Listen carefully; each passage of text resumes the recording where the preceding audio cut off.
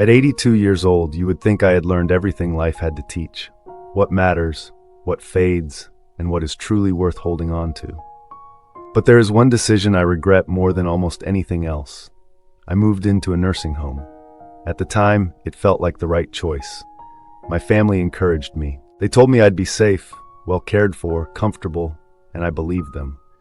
But when I arrived, I discovered a truth no one had prepared me for. The safety came at a price, and the price was my independence, my purpose, and even my sense of self. Today, I want to share 6 hard truths about nursing homes. Truths you rarely hear until it's too late. If you or someone you love is considering this path, listen carefully. Truth 1, the quiet loss of control. Before I moved in, my days were mine. I chose when to wake up, what to eat, when to rest, and how to spend my time. I could walk outside whenever I pleased, sit in my favorite chair, make a cup of tea exactly the way I liked. Little things, but they were mine. Inside the nursing home, that changed. Breakfast came at a set time. Whether I was hungry or not, lights went out at a certain hour, even if I was still reading. If I wanted to go outside, I had to wait for help. What I wore, what I ate, even when I slept. Slowly, those choices no longer belonged to me. At first, I resisted. I asked for a different meal. I stayed up later. But eventually, I stopped asking. It was easier that way. And with every concession, I lost a little more control. That's how independence disappears. Not with a loud crash, but with quiet, daily surrenders. If you are considering this decision, ask yourself, are you ready to give up the simple freedoms that make life your own? Truth 2, the pain of feeling forgotten. When I first arrived, my family visited often. My daughter came once a week, my grandchildren on weekends.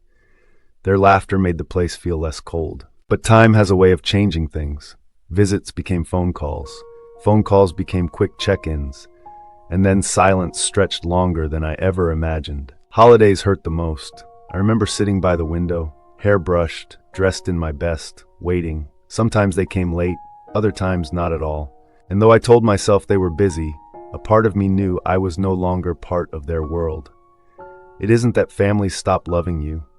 It's just that when you're out of sight, you slowly slip out of mind. I see it here in others too, men and women waiting in common rooms, eyes fixed on the door, hoping for footsteps, hoping for someone who never comes. This loneliness is unlike any other. It's not the silence of being alone, it's the silence of being forgotten. Truth 3, the slow disappearance of purpose. Back home, I had purpose. It wasn't grand, but it mattered. Watering my plants, cooking my meals, folding laundry, tidying up my space. Small tasks, but they gave me a reason to wake up. They reminded me that I mattered. Inside the nursing home, that vanished. Meals were prepared, laundry was folded, cleaning wasn't mine to do. At first, I thought it would feel like a gift, finally a chance to rest. But rest, without responsibility, soon feels like emptiness. Days became long stretches of waiting. Waiting for what? I wasn't sure. I watched it happen to others too. Warren, a retired carpenter, brought his tools here. He thought he could help with repairs, but there was no wood, no workbench, no projects, just silence. One morning he said to me, "I don't feel useful anymore."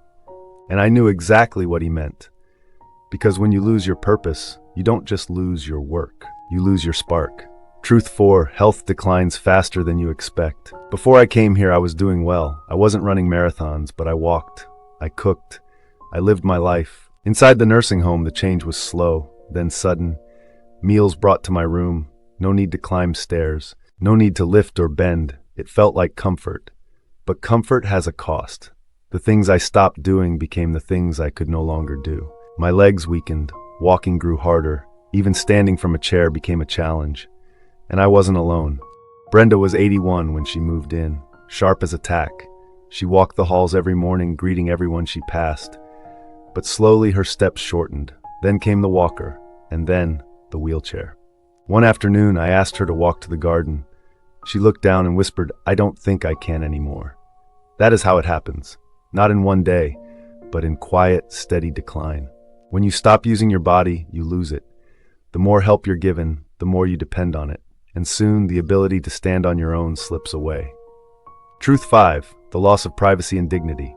At home, privacy is invisible. You close a door, you sit in silence, you move freely. Inside a nursing home, privacy is a luxury. Staff come in and out. sometimes without knocking. Rooms are checked on schedules you didn't choose. Even a quiet moment becomes rare. Sharing a room adds to it. Not everyone gets a private space. Sometimes you live with someone whose habits clash with your own. Noise, restlessness, illness, fear. Even the simple act of showering or using the restroom requires waiting for help. Pressing a button, hoping someone arrives soon. The hardest part isn't just the lack of privacy, it's the erosion of dignity. You're spoken to like a task, meals at fixed hours, lights out when someone else decides. Each compromise chips away at who you once were. Dignity doesn't vanish in a single moment, it fades piece by piece. Until one day, you hardly recognize yourself. Truth 6. It's harder to leave than you think. When I first moved in, I told myself it was temporary. A few months, a little rest, then I'd return home. But life had other plans. My house sat empty, harder to maintain. My children started packing things up, donating clothes, giving away furniture. They thought they were helping. But with each box, my home felt less like mine. Meanwhile, I grew weaker.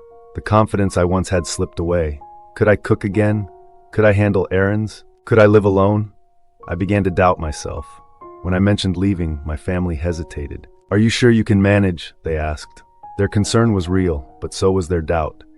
And just like that, temporary became permanent. I've met many others with the same story. They came here thinking it was short-term, but once inside, going back was no longer an option. Their homes gone, their strength fading, their confidence lost. That is the truth no one tells you. Once you enter, the path back is harder than you ever imagined. I do not regret growing older. That is a gift denied to many. But I regret believing that a nursing home was my only choice. For some, it is necessary. For others, it is the right decision. But it comes with costs no brochure explains. The loss of independence, the quiet loneliness of being forgotten, the slow disappearance of purpose, the decline of health, the erosion of privacy and dignity, and the painful truth that leaving may not be possible. If I could do it again, I would have fought harder to stay home. I would have asked for help, leaned on community support, explored every alternative. Because once you step inside a nursing home, life changes in ways you cannot always undo. So if you are standing at this crossroads for yourself or for someone you love, pause. Think carefully.